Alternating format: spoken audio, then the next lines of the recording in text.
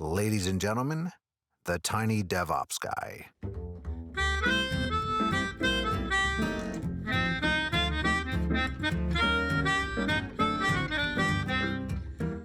Hello, everybody. Welcome to another episode of the Tiny DevOps podcast, where we like to solve big problems with small teams. I'm your host, Jonathan Hall, and today you can see, if you're watching, I'm sitting in a little bit of a dark room. You may recall last time the wall behind me was just plasterboard. Now it's been painted, but I still don't have my lights up. This wall hasn't been finished, so I'm sitting in the dark. Please forgive the bad video if you're watching this. Today, we want to talk about fractional CTOs, what they are, what you might want one for if you're in the market for that sort of thing. And to discuss this, I have my guest today, Morgan Kraft. Morgan, welcome to the show. Thanks for coming on. Would you tell the audience a little bit about what you do and your background with fractional CTOing? Yeah, so just to kind of jump in, I'm based out of the New York City area. Started my career here in New York as a software developer. PHP, jQuery is when I got my start. Nice. Worked my way up into engineering leadership, and eventually took over as a CTO at a Y Combinator startup. Took that company to an exit in 2019, and then left that to go found my own startup, and sort of was bootstrapping it. And what ended up happening was, as I was bootstrapping, I was consulting. Just sort of hired as a developer, but quickly came into a company and they were like, can you just be our CTO? And I was in the position where I'm building a startup. I have partners. I'm like, I can't just be your CTO, have my own startup.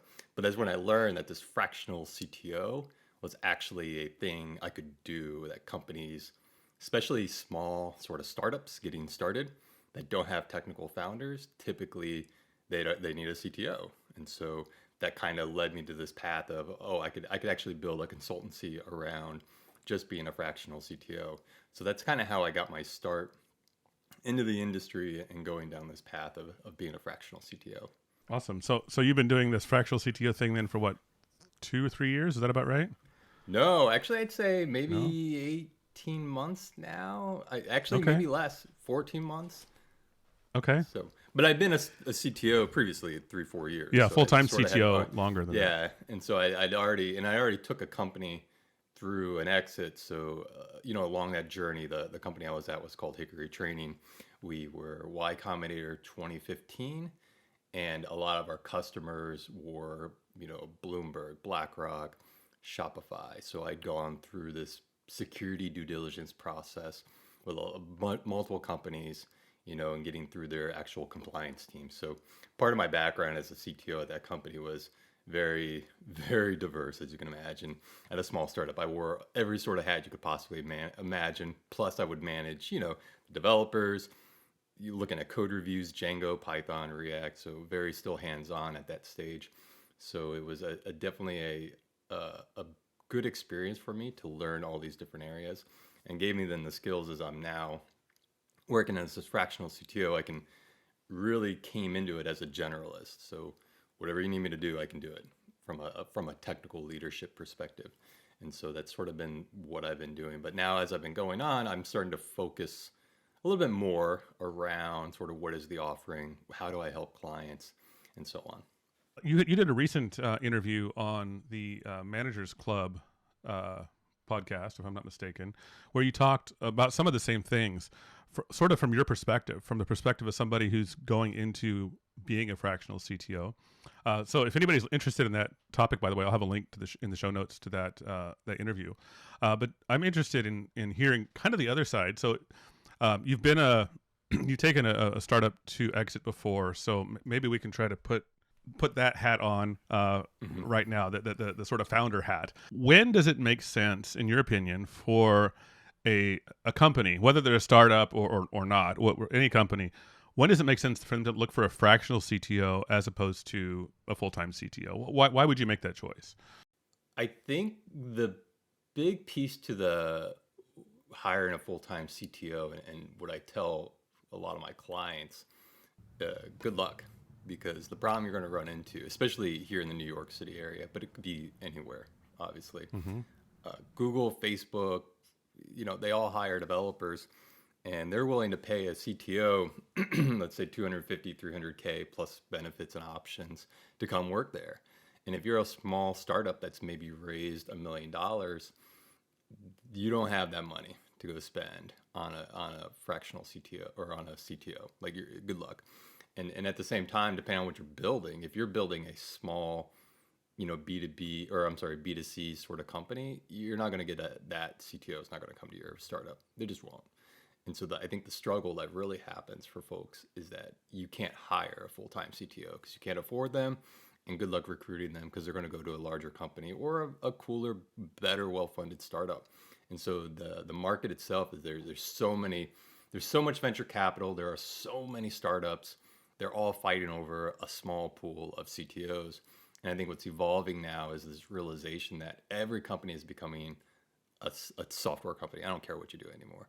Like, you have marketing tech, you have so many pieces in your stack that are technology driven, and you ultimately end up needing some sort of technical leader to come in and provide strategy and to provide the ability to like build a internal software team to some degree, whether it's one or two engineers. So in your question of when does it make sense, my answer is for most folks, it makes sense as soon as you possibly can, and you realize that's kind of what you need to do, because every company sort of ends up needing some sort of technical leader. And what I'm finding now with my clients, a lot of them are small startups that have been venture backed, and in some cases they don't have a technical founder. So I work with a couple of VCs here in New York City, and they give me portfolio companies where they've backed a set of founders they have a great mission and a lot of great experience in some vertical, let's say, but they don't have a technical founder. And so they need someone to come in. And in these cases, they may have an engineer, they may not, it depends. But in some cases, they have one or two developers. Maybe they're local, maybe they're overseas. And essentially my role is to come in and help start to get that team functioning, create ownership, accountability, start to help the founders, basically I become a partner for them in a way, in that I'm helping them figure out what's the strategy, who we hire and how we hire and what are we building, what's the roadmap.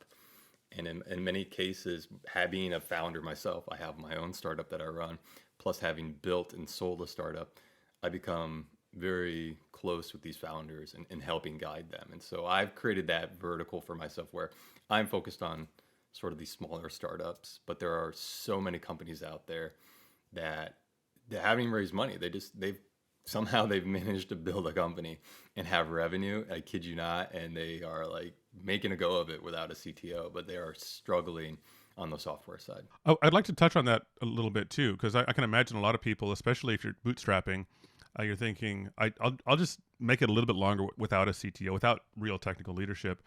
What are the pains that come from that approach? Is it ever appropriate? And if not, what are the pains that come from that?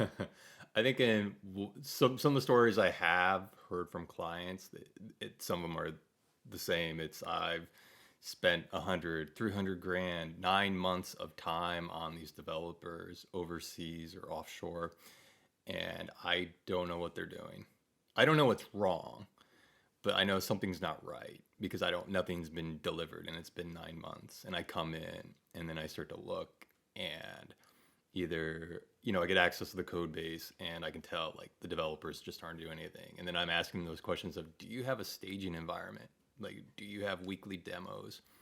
And the answer is no, I don't have any of those. And so very quickly, it's just creating that process of establishing a staging environment, getting the work and getting ownership and accountability. I'd say that's probably the biggest pain right off the bat, is that the executive, the CEO or the operator isn't technical and can't hold the individuals accountable for the work getting delivered ultimately. I think that's one of the biggest pains that I see, is that piece of it. The other would be recruiting developers for a company is very hard, as you can imagine. Like, just recruiting developers is hard. Even if you're technical, recruiting a developer is challenging. And so for someone who is not technical, that vetting and hiring a developer, it's very hard as well. So a lot of my clients, I end up doing that piece of it as well. A lot of it is recruiting. I'm gonna be honest on that. I do a lot of recruiting at this point. So I'm curious how much hands-on work you do, because I was originally talking to a startup who's looking to hire a CTO, and they want someone who can come in and continue development on their Python code base, but also help with strategy and your driving business. Do you do that, or do you, as a fractional CTO, do you stay more strategic and recruitment sort of focused? Yeah, so I can do that. I don't like to do that for my clients Okay. because it doesn't scale for me. It does not scale. Yeah. I can't be in a bunch of different code bases, writing code, opening in PRs, doing code reviews on other developers. It's very time consuming. And to be honest, for someone to get me to do that for a client, you would have to pay me a lot of money just because I would have to kill all my other folk. Like it would be a lot of effort. So I can do it. I understand the motion, but I try to not do that. I try to sit a little bit higher up in the stack in which I'm the person there to help find that person who is maybe a technical lead. So they're in the position where they want to become maybe an engineering manager, maybe run the team of, let's say, a small squad of 2 to 3 developers. And so ideally, I'd find that person, help mentor them, get them to the position to do that role. So that is typically what I'm trying to do as the fractional CTO is to actually mold that process and to put that process into place and to find the people and the team that I can hand that over to.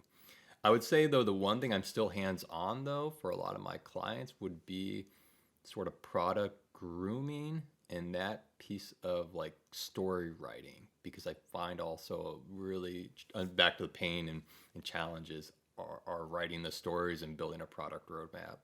Clients coming to me, they may have a product person, and that would be the next piece, and goes to the CTO side of this. Is as a CTO at a small startup, you're going to end up owning product, and so you have to learn to do product. And when I work with a team that doesn't have a product mindset, I end up filling that gap as well as a contributor. So very much I'm helping figure out the roadmap. A lot of it is the writing the stories and planning the work, and then teaching the team what a good story looks like. And I would say for now, that's definitely a large chunk of my contribution effort is putting that into place and being up, because product feeds to engineering, so it sits upstream. So a lot of my work is in that area as well. So you talked a little bit about how difficult it is to hire developers, and I think any technical role, whether it's a developer or operations engineer or anything like that, that's hard, especially if you're not a technical person. If you're a non-technical founder, you have a great idea, but you don't know how to implement it. Hiring those people is hard, but there's a sort of a chicken and egg problem. They need to hire a CTO or a fractional CTO. How do they vet somebody like you? How do they know that you know what you're talking about and you can help? Yeah. How do you break that cycle of ignorance? that I'm still trying to figure out. I would say right now it's referrals. And I think that's where some founders have an advantage, especially if they have VCs or some advisor. They can get help. And there are people out there that do technical advising, and I thought there for a while I could do it myself.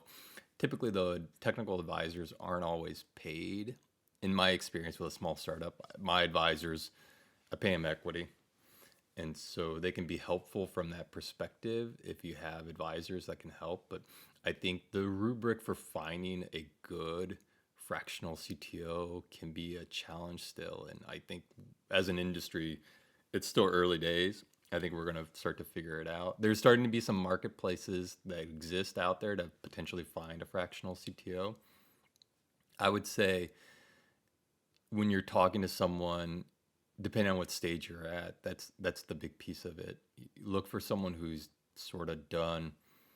It depends on what you're building. If you're building a payments platform and you have to do security and governance and like you have all these sort of banking laws you have to follow, in that case, you need a fractional CTO that has done security audits and understands compliance and those sorts of things. But if you're building a B2C that sells shoes on Instagram, but you need someone to help you build a platform around Shopify, and you need like Klaviyo, and you have all these integrations, and in that case, you probably don't need that fractional CTO to have that security piece and that payment, or like with a governance background, you can maybe go with a fractional CTO that actually does D2C, understands Facebook ads, growth marketing, building that sort of marketing engine. And so I think the rubric for like examining which fractional CTO to hire really depends on sort of what niche you're in. But you kind of really need to talk to someone about like their unique experiences. But I'm going to be honest, it's not easy, and I think there's a lot to be done in this space still around how we Right. hire and source and find fractional CTOs. Right. How important is it, do you think, for a fractional CTO to be well versed in the particular tech stack you're using? Or if you're working at a more strategic level, is that less important? Yeah, I think it can be important. I'm not going to say it's not. And I would say if someone came to me and they wanted me to help them and they were Rails, I would be somewhat a no, potentially. I wouldn't, or at least I'd be very clear with them. Like, Rails is not my jam. I do a lot of other languages. I can do Django, Python, Node. I can do some Golang, but definitely .NET, no, and Rails, no. They're not my go-tos. I can read Rails code, but don't expect me to do a code review for that. It's not my area. So, and I think that actually can be critical because it's hard to. A lot of what I end up doing is I need context for where we are at. So even if I'm high level up and I'm not writing code, I do look at code reviews. I do look at pull requests. I am tracking what's getting built, because when I go into that product grooming meeting with the founders, I need to know where we're at so I can help us figure out where we're going to go. And I can't get that context unless two things are happening. Amazing documentation, which some teams are great at, others are not. And so that's always a fly ball, whether or not I have the documentation in place to help me understand what's getting changed. And then the code reviews, like pull requests and those sorts of things, if they're not organized, or if I can't look at them in 20, 30 seconds and understand what's going on, it creates a challenge for me to get context for where we need to go. And ultimately, at the end of the day, my role is to report up to the founders and give them direction. And like I mentioned, if I don't know where we're going, it's hard to tell them, where we're at, essentially. To what extent and in what areas do you generally coach the developers working under you? Are you coaching them? I mean, you already talked about like writing stories. Are you coaching them on how to organize pull requests and how to use Git and agile practices and things like that? Or how in the weeds do you get in that sort of stuff? Yeah, hopefully I don't have to do a lot of Git training. I specifically will make my technical assessment. So I do take homes. I structure them so that I at least know Git to some degree, in the way I do the take home. So I don't necessarily focus on that, but some of the areas I do focus on: pull requests. I love pull request templates. You put the template into the GitHub repo, and it can give you a formulaic at least template, and then I sort of create that expectation on the developer that please fill this out. You don't have to be you could give me a sentence. Just give me something, though. The last thing I want is an empty pull request description. That's because what ends up happening, I parachute into a pull request, as I usually call it. Like, I jump in. I have no idea what I'm going to get when I open up a pull request. And so getting in and looking at the descriptions and understanding what is in this PR, that's step one in sort of getting developers on board. And I think in a lot of ways, it's about them managing up to me to keep me in the loop with context. So helping them understand, how do I properly document a pull request? How do I update a story? Moving the stories around on the board for stand up. So those are some of the I guess the administrative things around it. But the actual code itself, I actually make it a point not to tell them how to do things from an implementation perspective. And I will typically say, that's not my job. Like, I don't tell you how to do it, right? I tell you what we need to do and why. That's my role.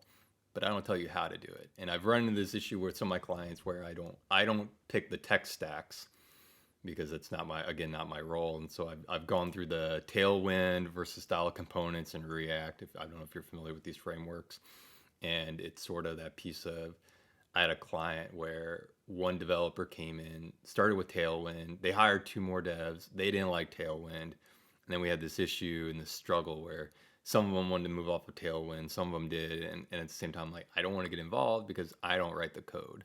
So I don't want to force my opinions on the developers who do the work. So with that said, I try not to get too nitty gritty with the folks around it. However, if there are junior developers, and this specifically for more senior developers, I'm not going to get involved. But for the junior developers, I will definitely make more of an effort though to give them from some pointers. Maybe if I see something in their PR, be like, hey, I can get a little nitpicky.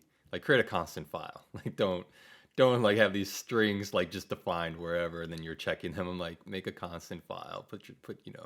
Put things in a constant file, or maybe I might ask, around the testing.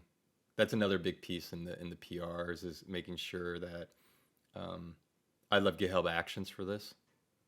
So I'll set up sort of those GitHub Actions to make sure that the tests are getting written, and I'll push on people about tests. So I guess I do get a little hands-on in some of those areas. What's your thought or experience working with offshore developers? I imagine that has happened. At least a lot of the sort of companies that I've experienced who might be in the market for a fractional CTO, they hired an offshore team to build their stuff on the cheap, and it turned out not to be cheap. So you kind of come in and you're dealing with these offshores versus maybe you're trying to hire in-house. What's your thought around that whole topic? Yeah, I have a lot of opinions, and I would say, take my opinions as with a grain of salt. But this has been my experience. I believe that we are in a global market, and that a good developer knows what they're worth, and a good developer that is sort of senior, writes their own stories, can manage their work, is good at, opens up great pull requests, writes tests, that developer can get paid between $80 to $120 an hour. That's the market rate for that developer. I don't care where they live. That's what it is. Now, what happens, and let's say the lower end market, a developer starting out, maybe 25 to 40 an hour. And there's, some room between all that. Now, where you live does start to factor in, because someone, let's say I have a client, and they think, well, I only want to spend $25 an hour on a developer. So I instantly think that I should go overseas to get that developer, because I'm going to get the cheapest developer possible. And that's true. You can get some fairly inexpensive developers for $25 an hour anywhere, though. You could technically get them here in the United States. You can get a boot camp grad for $25 an hour here in the United States as well. The thing is, though, you might be able to get someone, let's say, I'm just going to pick a country like India.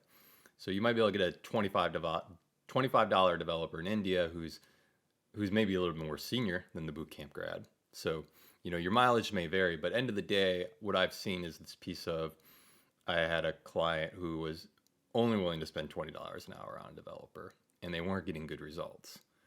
And I'm sort of, I had to be honest with them, like, well, it's $20 developer. What do you expect? They're not. I mean, they're an okay developer, but they're not going to go above and beyond. They don't care about your business. Like, they show up, they write code, and that's it. And they're not going to solve problems. They're not a partner. And so you want someone to come in here and actually take ownership over this code base and give you high quality code, you're going to have to pay more money. Simple as that. So I think it ends up being that piece where, you're going to spend what you're going to spend on developers, and really it comes down to assembling a team that works together and finding those folks and putting it together. The one piece that ends up becoming, though, is who runs that team ultimately. Because for my clients, a lot of the offshore or outsourcing we do, I'm still there running the show, like making sure code is getting merged. And one of the interesting things, and this is your area, is the DevOps piece.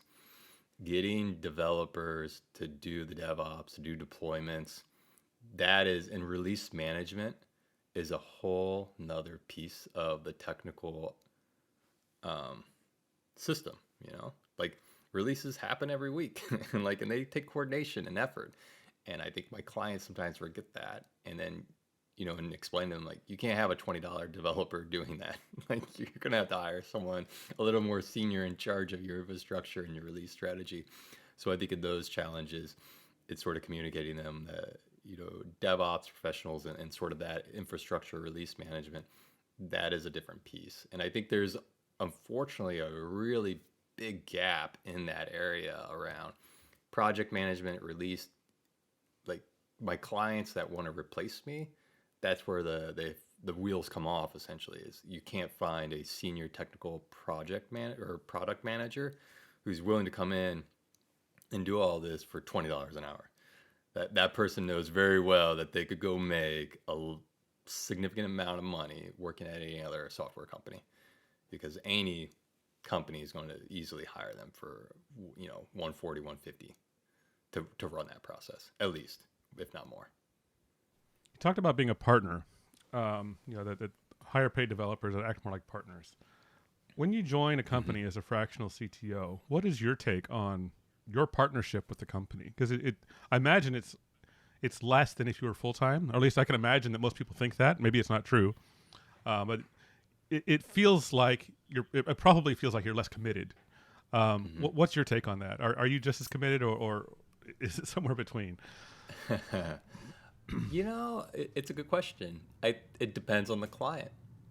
I'll say that. It does depend on the client. Some clients, I don't know, they keep you a little bit of a distance because you aren't fully committed. And I've had that where I'm sort of not really in the team. I'm not invited to all the events. There's conversations that I'm not part of. And in those cases, I don't feel as involved because I'm not.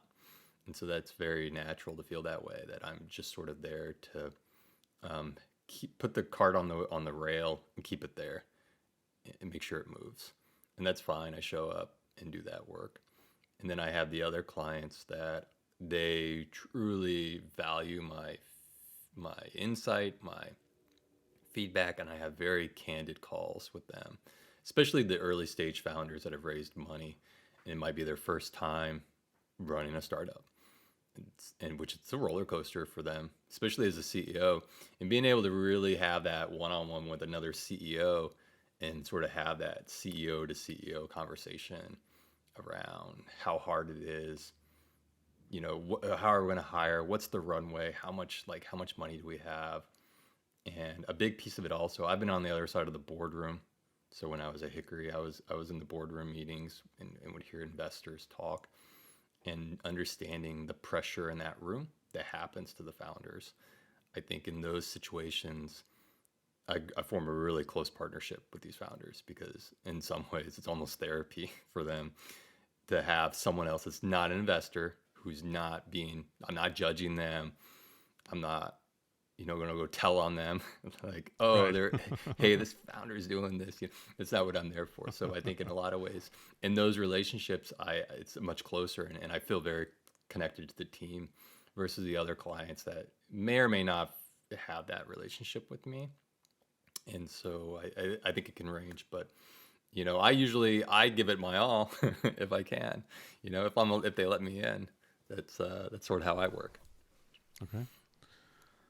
What's your personal exit strategy? And I don't mean for the startups, but I mean as a fractional CTO, what's your goal? Is your goal to help them graduate to a full-time CTO and replace you, or is there some other goal that you're aiming for? It could be a few different states. For some, it is, let's get you to a place where you go get a CTO at some point. I believe there's something to be said, and I can't take credit for this. This is Nelly Yasipova. She's also a fractional CTO, though she's she's also here in New York, but she sells more on the startup side and does a little bit more upfront planning work. But she once made this great comment that you don't hire a CTO, you earn your CTOs, and that you have to get your company to a place where you can attract a CTO. And I'd agree with her assessment on that. I think it's very true. And so from my perspective, helping a startup get further along in the company, that they could actually recruit and retain a CTO on their own, would be the goal in a lot of times for these companies. And so that is sort of what I am doing with one of my clients right now. I've been there now 3 months, got them through a big security, governance, compliance um, process with a banking for their payments. And now we're hiring some more developers. We've launched the pilot, and I believe by August they're going to probably raise another round. And at that point, I think they could probably go hire a full-time CTO because they'll have the extra money, they'll have a product launch, they'll have an engineering team already in place, and so hiring a CTO will be much easier. So, because one piece to it, right? You can't hire a CTO if you don't have any developers. Because I've seen a client try and do that game where there's no developers, and they're just saying we're gonna go hire a CTO, and I'm saying you're not. No CTO will come here with zero engineers. They don't want to start from scratch. No CTO wants that headache. Most CTOs don't want to do recruiting. So good luck finding someone to come here and start from square one. What does let's talk about the dirty topic of money for a minute. Mm-hmm. uh, what does it cost to hire a fractional CTO? I'm sure there's a range because Yeah. fractional could be anywhere from 1/10 to half, maybe. I don't know how that works. Yeah. And I'm trying to work out the pricing, and as you mentioned, the previous interview I did with Managers Club, I definitely talk about some of the numbers as well, because I think it's good to be transparent to folks. So if you're not familiar with Rand's list, it's a Slack channel and for engineers, senior leaders, and in there I've seen people quote, $200-$300 an hour for fractional CTOs. I think that's possible if you're billing hourly. But as you know, because you and I have met through the JS group, there's what you would call value-based retainers, and structuring not charging hourly, right, is a big piece of how you price. So if you're looking to hire a fractional CTO, you kind of need to be aware of that. If you're going to pay someone hourly, they're going to charge you most likely more money. And you could go from anywhere in that range. You can end up getting a fractional CTO, let's say sub 200. So let's say 140 to 180. You might be able to get a fractional CTO per hour and give you some level of commitment. The thing about a fractional CTO is that it comes down to how much bandwidth they're willing to give you. And so when I first got started, I would sometimes give people an intro because they'd be like, how do I know you're any good? I don't know you. And so when I first got started, I would do, I think, 20 hours, or no, I'd do 10 hours a week, so 40 in total for the month, and I would bill that hourly. And my role would just be to come in, do some code reviews, maybe run a stand-up or two, and that was enough in the early days at 10 hours. But that's only maybe 2 developers on the team. If you have more than 2 developers, that's not going to work, because one thing I've realized, to manage a developer, it's between 5 to 10 hours a week per developer. So if you have 2 developers, I could potentially need 20 hours to manage them. And by manage, I mean I'm grooming the work, I'm figuring out what they're working on, I'm doing the code reviews. There's a bunch of activities that I'm doing in that. And so that's one way to kind of look at like if you're going to hire someone, what are you looking at, like, to get intro? And so at that 120, let's say 150 an hour, you're looking at probably $5-6 grand for the month, I think, at that point, for a fractional CTO. And then I think what can end up happening is, let's say you want to bring someone in a little bit more, like now you want this fractional CTO to maybe give you 80 hours a month and not 40. So in that case, now you're going to start to look at probably a $14,000 to $15,000 commitment. And in that sense, per month, you're looking at someone who's probably making 180 a month or a year in salary. So it starts to get very much in line with that. I think the trade-off to realize is that the fractional CTO does have a limit to how much they can do. So for myself, I can really only do 2 clients at a time. I've spoken to some fractional CTOs who claim they do more. I don't know if they're just kind of, thumping their chest and saying they have extra clients, and it's not true. And so I'm going to be honest and say I can really only do 2. The one piece that I also run my own startup, GetBabble, so that also factors in. So technically I'm running 3 sort of clients, but one of them is my own, and then the other and the other two are just basically I have two clients and I'm helping at a time, and I make that very clear to everybody. It's like I only have two clients, and so it does work in my favor because I create some FOMO. I'm like, if you're not going to commit, I'm going to go find another client, and since I have limited bandwidth, you have to like commit back to me in our retainers essentially. Does equity ever play into a compensation for a fractional CTO? It usually does, I think, for especially as a founding CTO. But as a fractional CTO, do they offer you that, or how does that go? So as I've been going in over time with the clients over the last year, now they're starting to offer me equity as I'm looking to transition out of the organization and looking to draw down on my retainers. And in those cases, I am looking to kind of take on some. The thing about equity is the more you take, the more involved you have to be. So you have to ask yourself, how involved do you want to be in this company? Because if you're going to take, not someone should ever do this to a fractional CTO, but let's say someone gave me 5% of the company or offered me 5%, I probably want to take it because that's a lot of equity to give someone that's not going to be a day-to-day contributor in the organization. So I would, and I've had this conversation with folks before that are like, oh, I could get 30% of the company. And I'm like, why would you do that to the founder? You're gonna mess them up. Like they might not realize what that means, but I can tell you that that's a lot of equity to take, and you're not actually contributing. You're just going to get on a call once a week with the person and talk. I'm like, don't do that to them.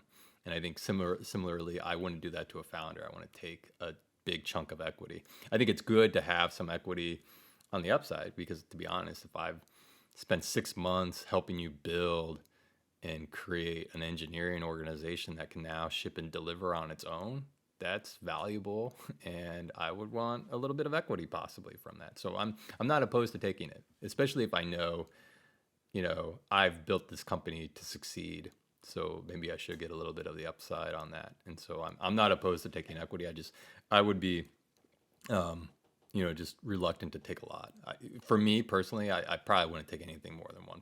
So maybe quarter and half points are very common in the world of advising if you're not getting paid and you're just taking equity, because you can do that. It's very common in startups to have a board of advisors and you're paying them all a quarter point of equity every year. Right. Okay. Mm-hmm. Cool. Earlier in our conversation, you said no CTO wants to join before you have developers. Mm-hmm. Would you say the same about fractional CTO, or would it make sense to hire a fractional CTO to hire your first developer for you? I think a fractional CTO could do that. That's sort of definitely something I do as I pitch to clients that are looking to hire me. Potentially is if they have no developers, I'm like, that works for me. We'll build a process and go get you some developers and go from there. My one caveat would usually be, do you have a product roadmap and do you know what you're building? Like, do you have anything? Because what could happen there is that they don't have anything built yet. And so then I do have to figure out, like, what is the stack? Are we doing it all in Node? Because I don't know what developer we're hiring. And they may or may not have a job description yet. And that would be like the starting point, is figuring out what it is we're building. But in some cases, they may have code. Maybe they've hired a developer and they fired that developer. And so they do have some legacy piece of code. And so then I got to figure out, do we start from scratch or do I pick up where this developer left off? And if so, let's say they were building a Django app, it might just be like, okay, we're just going to keep using Django. I'm not going to, because I can manage a Django project and I'll just keep moving that forward. And so I do that. I think one thing that I haven't mentioned, there are some fractional CTOs out there that have their own dev teams. And what they do is they operate more as an agency. I don't run that business model, but some do. And the piece being there, then some clients don't want to actually go hire developers. They actually want a fractional CTO that has a team of devs on the bench that they can just utilize. Not all, but some. And there's a trade-off there, because in my estimation, right, the type of clients I like to help build teams is that I want you to own your team. They're your developers. You want them building value for you long term and make that investment in your company. If they're my developers, they're my developers. And when I leave, they come with me. And so it's two very different fractional CTO businesses that you end up building. And what ends up happening is you become more of an agency once you start going that route, and you have developers that you sort of lease as I would call it, to a client. Right. Right. Yeah. Fascinating. If somebody is listening to this and they decided that maybe a fractional CTO is right for them, or they at least want to look into it more, what do you recommend they do? I mean, you mentioned there's some marketplaces. Do you recommend any, or should you look on LinkedIn? How do you connect with somebody who might help you with this?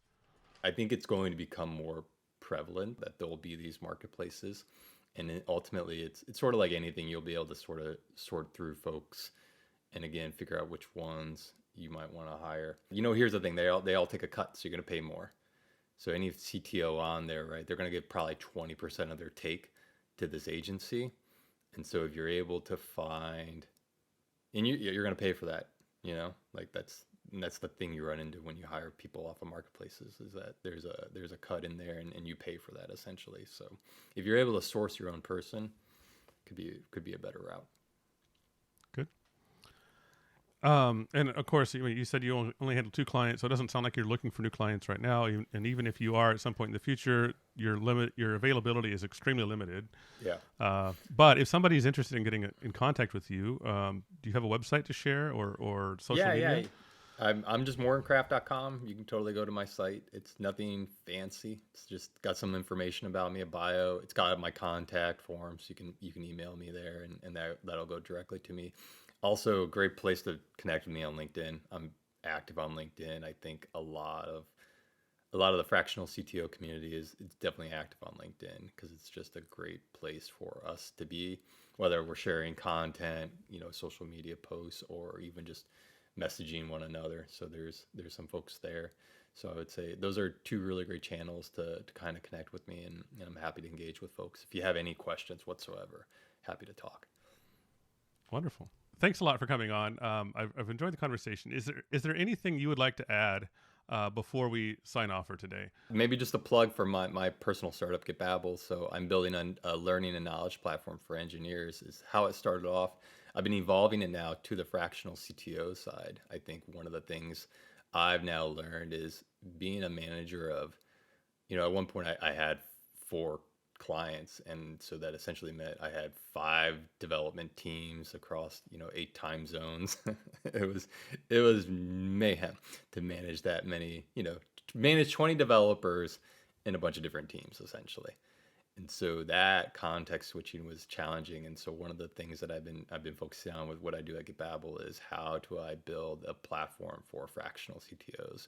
So if anyone's interested in sort of a different type of engineering management solution, I'm definitely working on that. So come over and definitely check it out. And I'm happy to answer any questions, or if you have ideas on sort of what are challenges that you have and are looking to solve, definitely reach out. I'm also happy to talk about that as well.